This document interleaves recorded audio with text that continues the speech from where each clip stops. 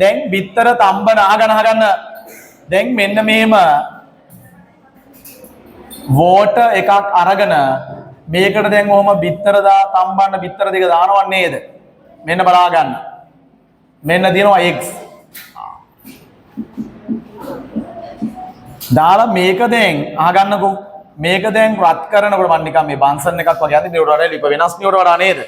දැන් මේක මේම රත් කරනකොට බිත්තර තම්බනකොට මේකට මොනවද දාන්නේ? තව දෙයක් දානවා. මොනවද දාන්නේ කියලා ලම්බලා. අන්න රයිට්. මේකට දානවා salt. නේද? ලුණු දානවා. දැන් මම ඔයාලගෙන් අදහන්නේ ඇයි මේ බිත්තර තම්බනකොට ලුණු දාන්නේ කියලා. නිකමනවත් හිතුන්නේ නැද්ද ඇයි මේ බිත්තර තම්බනකොට ලුණු දාන්නේ කියලා? නේද? ආන්න රයිට්. එක මේකේ තියෙනවා ප්‍රධාන හේතු තුනක් තියෙනවා පුතේ. හොඳට අහගන්න. බිත්තර තම්බනකොට මේ බිත්තර තම්බන ජලයකට ලුණු දාන්න ප්‍රධාන හේතු තුනක් තියෙනවා. එක හේතුවක් තමයි හොඳට අහගන්න. නේද? මෙන්න මේ බිත්තර කට්ට ගලව ගන්න ලේසි.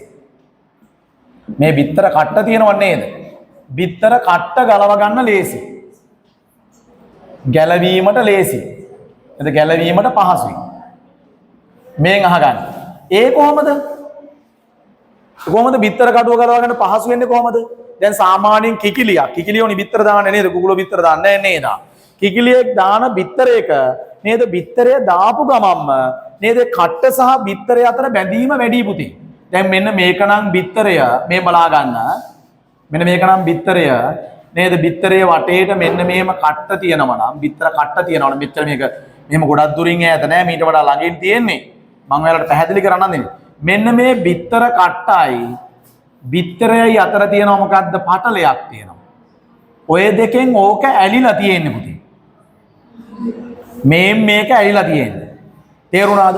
එතකොට ඕක සාමාන්‍යයෙන් අලුතෙන් දාපු බිත්තරයක් නම් ඔය බැඳීම වැඩි. ඒක නිසා ලේසියෙන් ගැලවෙන්නේ නෑනේ. අපි නිකම් බිත්තර තඹපු ගමන් ඔයාලා දැකලාද බිත්තර සුද්ධ කරන්න ගිහම අර මදෙත් එක්කම ගැලවෙනවනේ. ඇයි අර සුදු මදෙත් එක්ක මේකට එකතු වෙලා ගැලවෙන්නේ ඇයි ඒ ලේයර් එකකින් ඒක වෙන් වෙලා නැති නිසා. හැබැයි මෙන්න මේ බිත්තර තම්බනකොට අපි මේකට ලුණු ටිකක් දාපුවාම මෙන්න මෙහෙම සිද්ධියක් වෙනවා. මෙන්න මෙහෙම process එකක් වෙනවා. දැන් බිත්තර කට්ට කියලා කියන්නේ මොකද්ද? මැටර් එකක්නේ. මොන මැටර් එකක්ද? solid matter එකක්නේ. ඒ කියන්නේ ඝන පදාර්ථයක්නේ. අපි ඉගෙනගෙන තියෙනවා මොකද්ද? discontinuous nature of the matter. නැත්තම් කියන අපි කියන පදාර්ථයේ තියෙන අසන්තතික ස්වභාවය. ඒ කියන්නේ මොකද්ද? පදාර්ථය එහෙම නැත්තම් මැටර් එක හැදිලා තියෙන්නේ මොන වගේන්ද? particles වලින්. සහ ඒ particles අතර මොනවද තියෙන්නේ? hiddes තියෙනවනේ. ඒ particles අතර මොනවද තියෙන්නේ? hiddes තියෙනවා කියලා අපි ඉගෙනගෙන තියෙනවා. නේද? there are some spaces among the particles. දැන් එනම් මෙන්න මේ බිත්තර කට්ටෙත් අපට පේන්නේ නැති වුණාට නේද? Micro halls. ඒ කියන්නේ මොකක්ද කියන සුද්ධ සිදුරු තියෙනවා. ඊටාම කුඩා සිදුරු තියෙනවා පුතේ. එතකොට මෙන්න මේකට ලුණු දාපුවාම හොඳට අහගන්න. මේකට ලුණු දාපුවාම මෙන්න මේ අර තියෙන සුද්ධ පාටිකල්ස් තුලින් මොකද්ද වෙන්නේ? බිත්තර කට්ට ඇතුළට ලුණු අංශු ගමන් කරනවා. පැහැදිලිද මං කියන දේ? තේරෙනවද? මේ බිත්තර කට්ට ඇතුළට මොනවද ගමන් කරන්නේ? ලුණු අංශු ගමන් කරනවා පුතේ.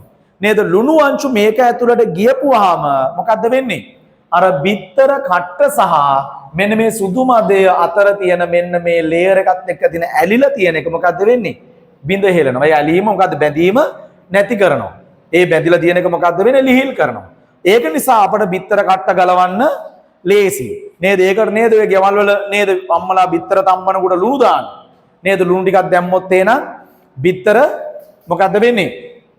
පහසුවෙන් බිත්තර කට්ට ගලව ගන්න පුළුවන්. මේක එක හේතුවක්. තව හේතු කිහිපයක් තියෙනවා. අනිත් එක තමයි දැන් ඔයාලා මට කියන්න ජලය රත් කරනකොට මොනවද වෙන්නේ?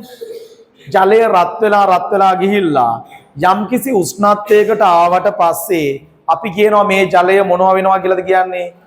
ජලය නටනවා කියලා අපි කියනවානේ. බොයිල් වෙනවා. එතෙන්දි මොකද්ද වෙන්නේ? ස්ටේට් එක වෙනස් වෙනවනේ. මොකද්ද? මුලින්ම පවතින ලික්විඩ් එක මොකද්ද වෙන්නේ? ගෑසස් බවට පත් වෙනවා.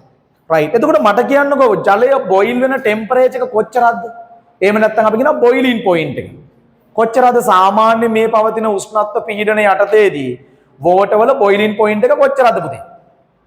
100 degree Celsius නේ. 100 degree Celsius. හොඳට මතක තියාගන්න 100 degree Celsius.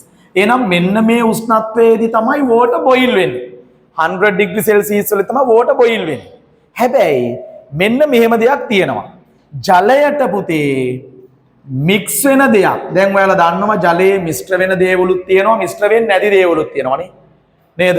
ජලයට මිශ්‍ර වෙන දේවල් තමයි මොකද්ද? ලුණු, සීනි මේ වගේ දේවල් ජලයේ මිශ්‍ර වෙන දේවල්නේ. ජලයේ මිශ්‍ර වෙන්නේ නැති දෙයක් මට කියන්න බලන්න. කොකනට් ඔයිල්, පොල් තෙල් මිශ්‍ර වෙන්නේ නැහැ නේද? අපි බලමු මේක දැම්මට පස්සේ මොකද්ද වෙන්නේ කියලා.